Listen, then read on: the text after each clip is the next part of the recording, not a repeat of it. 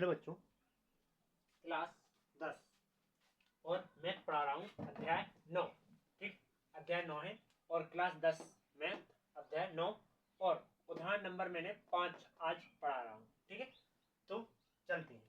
ये क्या कह रहा है? एक समतल जमीन पर खड़ी मीनार की छाया उसकी स्थिति पर 40 मीटर से अधिक लंबी हो जाती है। मतलब ये क्या कह रहे हैं कि जा है एक मीनार, ठीक है, और जा का है एक जमीन है। ये क्या है? मीनार है। और यहां मान लीजिए एक सूर्य है।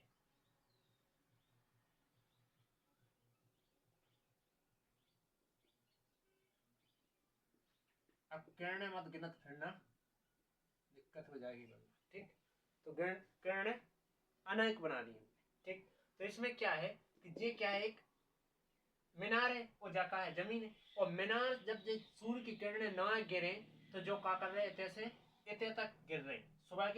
सुबह सुबह से उठो तो तनक लगाई गिरती हैं, दीवार से टकरा जाती हैं। कछु किरणें सुबह ना चली जाती और कछु भी इतने तक आ जाती, तो जका बन जाती, छाया बन जाती। इतने तक एक छाया है। इसके बाद मान लीजिए जो सूरज थोड़ा ना आओ तो वो कितना हो जाए? इतने तक पहुंचा लीजिए।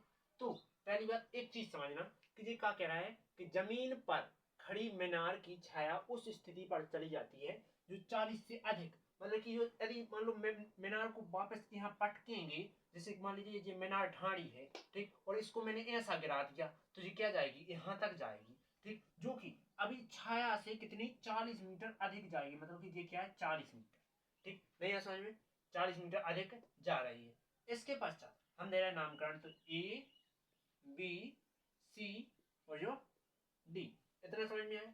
इसके पश्चात क्या अभी अपन ने मीनार लिखी, तो आगे देखो, जबकि सूर्य का 49 60 से घटकर क्या हो जाता है? 30 हो जाता है। मतलब कि यहाँ कितना था?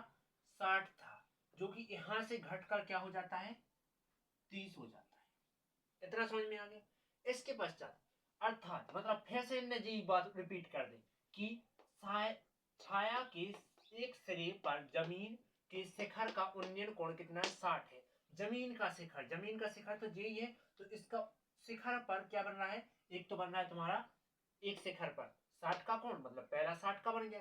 फिर कह रहा है डीबी पर छाया है, एक डीबी है, मतलब कि अभी मैंने डीबी नहीं ली, चलो डीबी लेते हैं।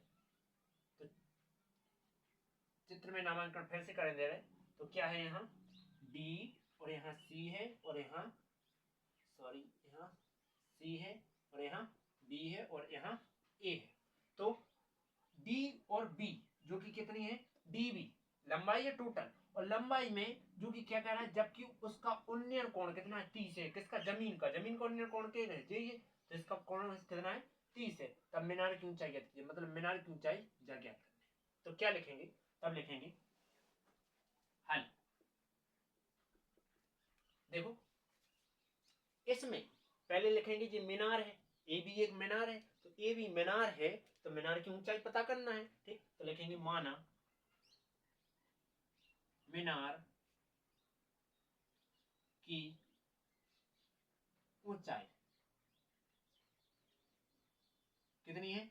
मीनार की ऊंचाई एच मानी।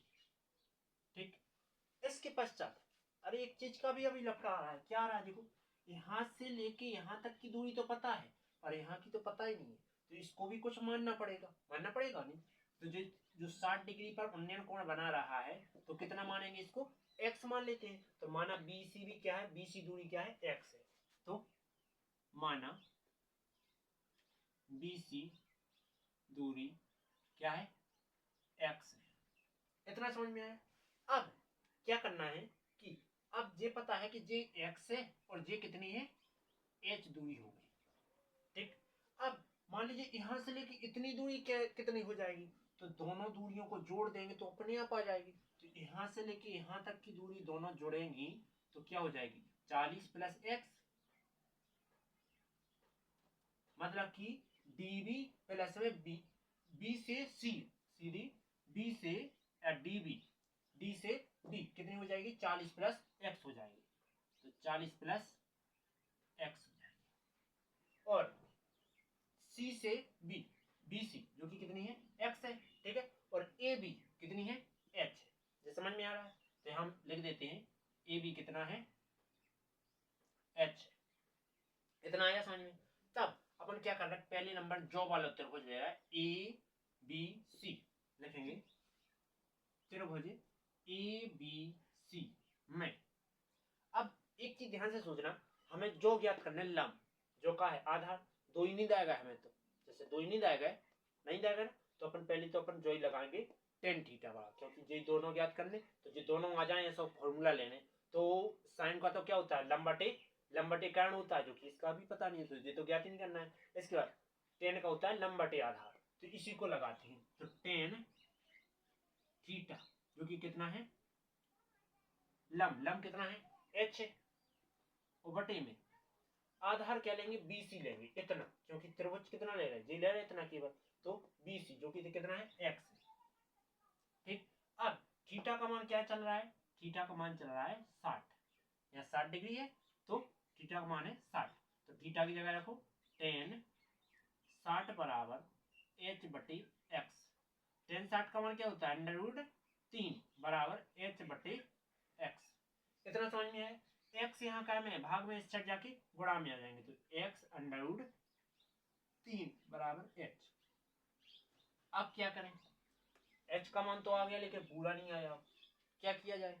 देखो इन्होंने 30 इसीलिए दिया है कि जब फिर से लगाओ तुम टेन थीटा के कारण यहाँ से लेके यहाँ तक की दूरी के लगाओ, तो पूरा त्रिभुज रूप ए बी सी, फिर से लिखा है त्रिभुज ए बी सी में, सॉरी ए बी और डी, ठीक ए बी डी में, जो कि थीटा कितना लेने 30 लेने, थीटा बराबर कितना ले रहे 30 ले रहा है, इतना समझ में आया।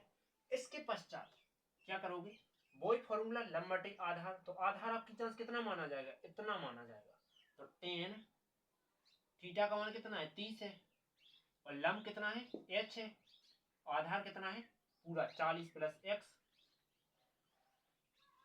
इसके बाद तुम्हें एच का मान पहले से पता है कितना है x√3 है, और इसका मान कितना होता है 1/√3 बराबर एच का मान कितना है जी रख दो यहाँ, तो x√3 बटे में 40 प्लस एक्स, इतना समझ में आया। इसके पश्चात क्या करेंगे, देखो 40 प्लस एक्स का गुणा कर देंगे एक से, तो 40 से कम 40, एक एक्स है कम एक एक्स, इसका गुणा इसमें करेंगे तो क्या जाएगा x गुणा में √3 गुणा में √3, √3 से √3 क्या होता है, देखो चूंकि में √3 गुणे √3 हो तो वो हमेशा क्या आ जाता है 3 आ जाता है, तो इसकी जगह क्या रख सकते हैं 3 कह सकते हैं, तो क्या आ जाएगा 40 प्लस एक्स बराबर 3x, इसका आ गया 3 और जो x जो x चलो जाएगा इस साइड, तो अब हम कर रहे हैं कहाँ यहाँ वापस उसको नीचे ला रहे हैं सी में, तो क्या करेंगे कि जी x चला जाएगा पक्षांतर होकर, तो क्या लिखेंगे पक्षांतर करने पर, पक्षांतर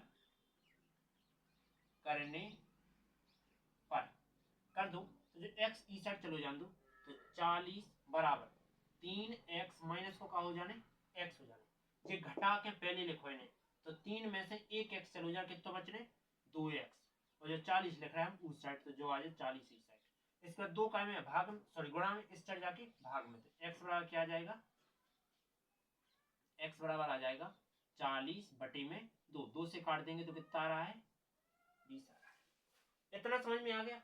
अब किसी को समीकरण 1 2 कुछ तो मानो, तो पहले अपन इसको मान लेते हैं, कुछ क्या मानते हैं इसको मान लेते हैं समीकरण नंबर 1, और समीकरण 1 में क्या करते हैं x का मान रख देते हैं, जो कि हम यहाँ कर रहे हैं, ठीक है।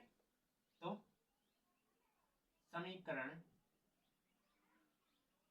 1 में x बराबर क्या रखने 20 रखने पर जो 1 है तो h पहले लिख लो बराबर x की जगह पे 20 लिखो, और √3 जाओगे तो ये तुम्हारा h का मान हो गया, आ गया दोनों, तो ये आ गया मीनार की ऊंचाई कितनी है 20√3। यदि वीडियो अच्छा लगी हो तो लाइक और सब्सक्राइब जरूर करना, ठीक है, बेल आइकन प्रेस कर दे जिससे आने वाली वीडियो आपको मिल जाए आगे, ठीक है। इसके बाद अब होना है अपना 6वां नंबर, जो कि आगे मिलेगा बिल्कुल नीचे दिया गया है, देखो